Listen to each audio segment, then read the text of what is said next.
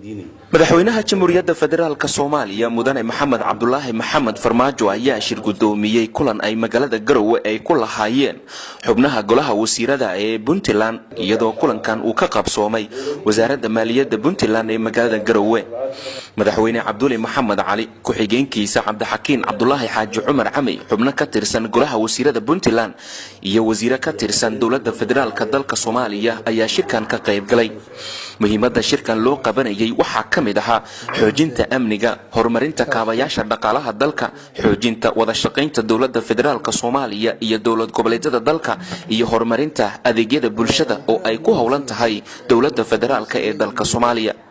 madaxweynaha jamhuuriyadda Soomaaliya mudane Maxamed Cabdullaahi Maxamed Farmaajo ayaa markii uu warbixino uu ka dhageystay qaar kamid ah xubnaha golaha wasiirada ee Puntland waxa uu sheegay inay sii xoojiyaan xiriirka ay la leeyihiin dhigooda wasiirada federaalka Soomaaliya waxaana madaxweynaha uu soo hadal qaaday in dalka Soomaaliya uu u baahan yahay wada shaqayn dhaba iyadoo mas'uul kasta oo xil u haya ummadda Soomaaliyeed looga baahan yahay inuu xil iska saaro sidii dalkan loo horumarin lahaa dhaqaalaha oo dalka soo gala oo magaca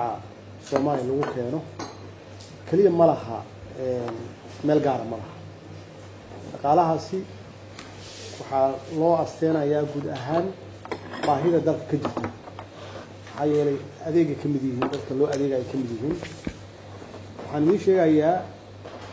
madaxweynaha Cabdiweli wax kale gala ma hadlo boqolkiiba 90 conversationkeenu waa intaas waxaan ummadda Soomaaliya loo keeno annaga qaybteena meede baahi badan baan qabnaa hawlo badan oo development aan u baahannahay waxaan u baahannahay in qaybteena halkaas soo dhigo runtii awal wax badan ma jirin hadda waa bilowday insha Allah waxa bilowdayna waa soo gaarsiinaa Puntland iyo guud ahaan dalka insha Allah dawladda ilaahay qaar kamid ah xubnaha golaha wasiirada Puntland waxay madaxweynaha dawladda Soomaaliya mudane Farmaajo ay ka xog wareysteen xaaladda guud ee dalka Soomaaliya iyo qorshayaasha ku aadan horumarinta arrimaha bulshada oo ay ku howlan tahay dawladda federaalka ee Soomaaliya